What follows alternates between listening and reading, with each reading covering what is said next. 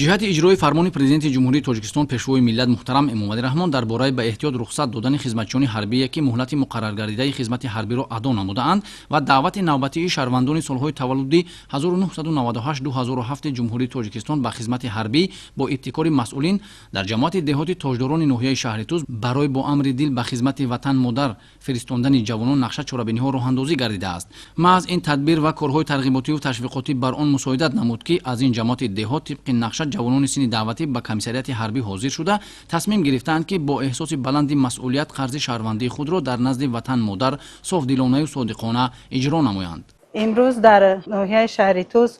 даъвати навазкарон шурӯъ шуда истодааст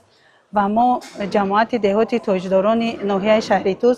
аввалин шуда нақшаи даъватро иҷро намудем. сабаби даъватро сари вақт иҷро намудани мо дар ҷамоат комиссияи ҷамоатӣ ташкил намуда, гурӯҳҳои корӣ ташкил намуда дар тамоми деҳаҳои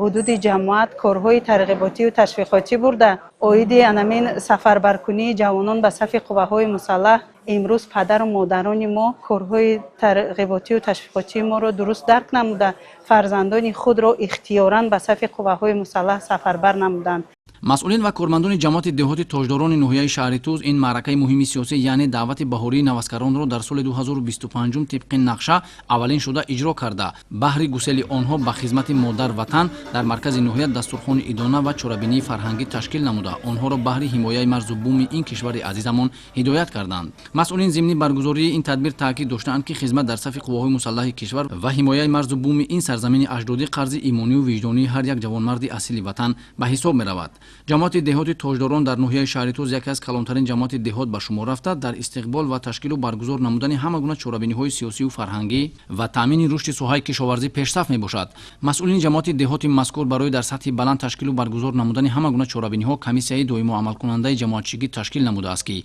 дар ин самт мутасаддиён фаъолияти назаррас доранд. зимни баргузории ин чорабинии сиёсии масъулин ва кормандони ҷамоати деҳоти тоҷдорон барои иҷрои саривақтии нақшаи даъвати баҳории ҷавонон ба хизмати ҳарбӣ аз тарафи кумитаи иҷроияи ҳизби халқии демократии тоҷикистон дар ноҳияи шаҳри Туз ба раисони маҳаллаҳо ки дар ташкили он саҳми арзандаи хешро гузоштанд сипоснома ва тӯҳфаҳои хотиравӣ тақдим карда шуд. дар ин радиф ба волидайни ин ҷавонони шуҷои ватан ки ихтиёран ба сафи қувваҳои мусаллаҳи кишвар пайвастаанд сипоснома ва тӯҳфаҳо тақдим намуданд. дар фарҷом масъулини ҷамоати деҳоти тоҷдорон баҳри навдаъватшавандагон ва пайвандони онҳо чорабинии фарҳангӣ иборат аз суруду таронаҳои ватандориро ташкил карданд ки он боиси фараҳмандии ҳозирин гардид.